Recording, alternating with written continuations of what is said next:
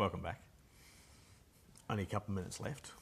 We've spoken on another occasion about your collection of coffee cups, Identicast cups. Still going strong. I believe you've got the dreaded red MG in a garage somewhere as well. I have, and the poor thing sits there with a cover underneath it, and the RACQ do well out of me every year because I buy a new battery, and you know, I'd love to spend more time in it. There's just nothing better than the four on the floor, or the top down, and going for an early morning drive. But I haven't done it for a couple of years, and my kids keep watching it, and I'm watching them. There's always something good to know that Granddad's got a flash car that we might end up with one day, isn't it? So many different things taking up your time. You've now got a granddaughter, Abigail. We spoke about you trying to find that difference in life balance. Must be an idea in the back of your head to be able to throw it all away, take the top off, throw the cover off the car, load Abigail into the passenger seat and take off for a while. I dare say you don't really get too many opportunities to do that type of thing. Getting closer to the end of your political life, how are you going to spend the next 10 years of your life? Well, that's a good question. I don't think I'll ever retire. I enjoy work too much. I didn't see how you could retire because by definition of what you do, you're always working. Yeah, I'm working, and I've loved this section of my life because I was an industrial chemist for 17 years, and now I've done politics for 20 years. So the next part of my life, I've gained a lot of experience.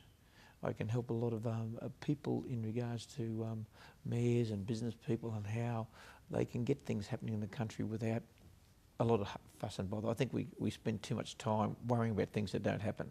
So I've gained a lot of experience. So what I'd love to do is mentor people, and my election campaign next year is the next generation. I've asked the Chamber of Commerce, all the churches, even Toastmasters. We have a competition every year, but next year they won't be able to enter. What they've got to do is mentor a young person to be their representative. And the challenge is to you guys, if we can do something that the next generation, what we can do to mentor young kids, because they're going to be the leaders of the future. And if we don't pass on some of our skills, we're letting them down. What's the 5 keys of success for a young man that you're mentoring into a career in business who maybe just left uni? Might have a degree in business, or maybe a law degree, who's thinking about public life or starting his own business. What are the 5 keys, 5 messages that you'd be portraying? To me, it's about creating partnerships and people around you. Working relationships. And make sure that you're open and honest with those, and you spend time with those relationships. The caring factor. When you do things, do it because you care for somebody and not because you want to thank you, and you won't be disappointed. So you do it because you feel that you want to do it. Always show passion. Always show passion and excitement in the things that you want to do. And you know, just the other thing is just to work hard. Work hard when you're in the a team environment. So when you're in your workplace, don't snitch on your mates. If they're feeling down and they're not being able to cope with work because of personal problems, instead of saying, oh, you know, he's not working enough, go and help him.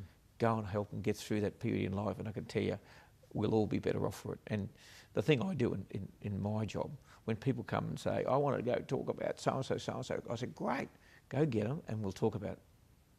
Oh, if you don't want to say it in front of their face, don't say it at all. And to me, that what we've got to learn to come back to those simple, basic rules of caring for each other. And I've done that, and that's all I've done Ipswich, by caring for the people of Ipswich, and the city's become great because now, you know, they all wear their pride pin, pride in your city, pride in your country, and that's all you have to do. Contrasting that, we've seen the increasing difficulties in public services in Queensland, the gradual, what seems like complete disintegration of Queensland Health more recently. And from the outside looking in, it seems like a lot of that is caused by those internal problems that are completely the opposite of what you're talking about. People fighting against each other. Well, it's worse than that. I'll tell you what's happened in politics in both.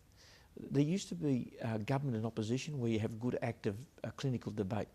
It's turned to hatred now. It's hatred against people. Like, if people want to run against me, what they need is good policies that are better than mine. They don't do that. They say, how am I going to destroy Paul Pisasale to take over? It's a destruction. Mate, well, I don't want to destroy my opponents. It's a democratic country. That's what elections are about, to have good, active debate. But unfortunately, what's happening now, so that's filtering down through the public service, and so all the mistakes you're seeing now are people unhappy in their job. I've made the point before that I sort of thought that a general malaise that we do feel in a lot of areas is influenced by the top down, because as children growing up, we look to our parents, our teachers and community leaders to set the example for how we live our life. As a young child growing up, looking at what's going on around us these days, it kind of creates a fairly bleak picture in a lot of ways. Mate, I can tell you every one of my staff birthdays today, I've got 1,500 staff, I can tell you all the anniversaries, and they've all had an email from me or a phone call from me this morning. It's about caring for your staff and not blaming them when they make a mistake. Allow them to make mistakes. And, you know, and what's the other thing that's wrong in the government is some of these young people, advisors that come out of university, they think they know everything. If I was a minister, mate, that's advice. It's not a rule. Don't take all their advice, because sometimes they're wrong. Well, it's interesting. The first time we spoke on Between the Lines here a couple of years ago, you told me that you're Paul Pisasale, the Mayor of Ipswich. Yeah. Despite the fact that you are a member of the Labor Party, you run as Paul Pisasale. Yeah. You kind of put yourself aside in that way. That general malaise that's been created around politicians, is there a way forward for government in Australia with people's perceptions about the 99% as opposed to the 1%, with big corporations contributing their money to political campaigns, kind of setting the agenda? Yeah, no, well, look, it's not about the money, because, you know, people give the churches and they don't expect divine intervention, right? Yeah. What it's about is making sure that politicians start to realise what they're there for. They're there not to beat the hell out of the opposition. They're there to represent you and I. You vote for them to represent you. People of Ipswich voted for me to be their representative. That's my job. Yep. I don't go in there and then spend all my time fighting against or trying to protect myself. If the people of Ipswich want me to bring down a budget to get re-elected, find another mayor. I'm going to bring down a budget what's in their best interest, in the city's best interest, and the future.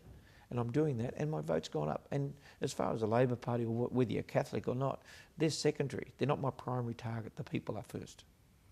It's going to be easy for you to walk away from this job, one way or another, regardless of how that goes? I'm going to start mentoring, and I've got to have an exit strategy, but I can tell you at the moment I love it so much, and I just love the city, and I'm making a difference, and I'll continue to do that. And how are you health-wise? It's well publicised, your battle with multiple sclerosis. Yeah, mate, you want me to do some clap push-ups? So I can get down and do clap push-ups. I do a lot of exercise, and I'm feeling fantastic, and my doctor reckons I'm A-OK. What's the key going forward? The key is to have the morals, and to make sure that I don't let people sway me from where I'm heading and the city's heading. And I'm going to make sure that the city of Ipswich will have a great future for their kids. In that respect, it seems like not much has really changed. Not much has changed, but I'm happier, and I'm wiser, and I've learned a lot, and I'll continue to pass on that knowledge. Paul Pisasale, thank you for your time. No, thanks for your time. You've been watching Meet the Ministers. This is our last program for the year. Hope you can join us again next year. My name is Shaun Bindley. Have a great Christmas.